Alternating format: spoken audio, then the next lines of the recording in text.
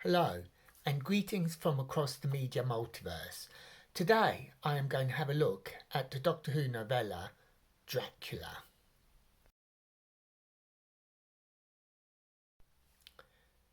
The TARDIS lands in Whitby in the early 20th century on the eve to All Hallows Eve.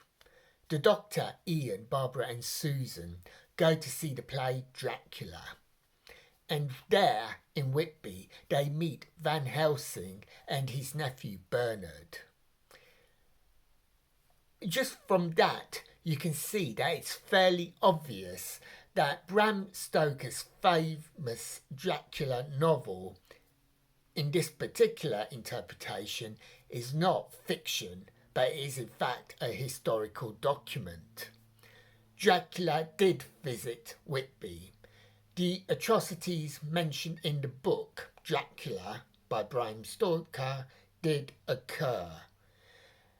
The people of Whitby, as in the Doctor Who book, remember and recall the events of Stoker's book. Van Helsing did chase Dracula. So now, in the shadow of Halloween,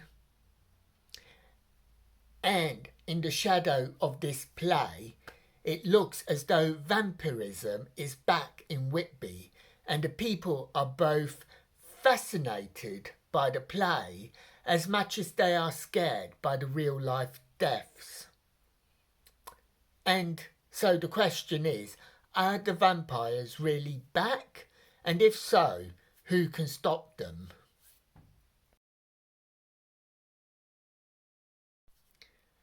This book is part of the BBC children's series of Doctor Who novels, and as such we get straight into the action.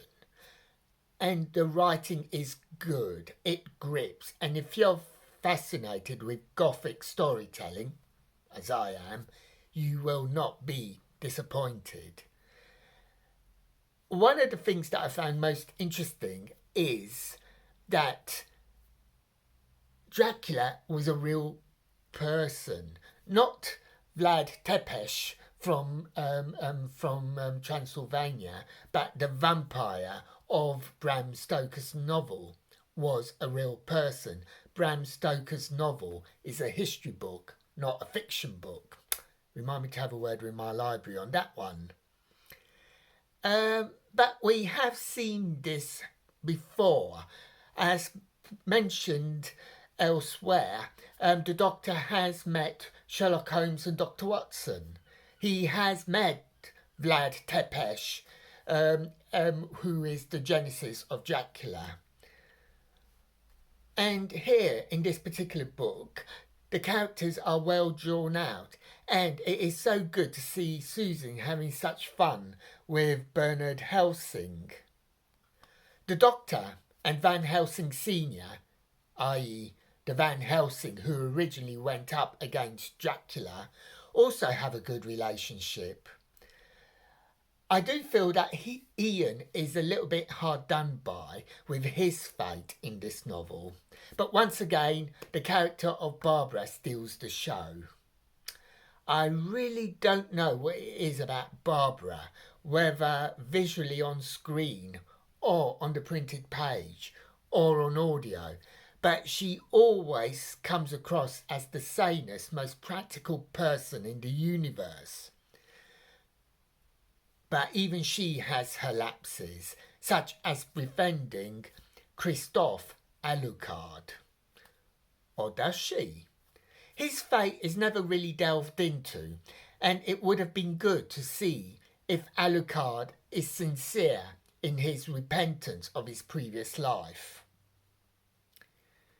And as I've said, this story is aimed primarily at children, so I wasn't sure how the author, Paul Mars, was going to end it. I really can't see impaling being approved by the editors, for example. But it was resolved well, and I don't think parents can complain too much about the resolution.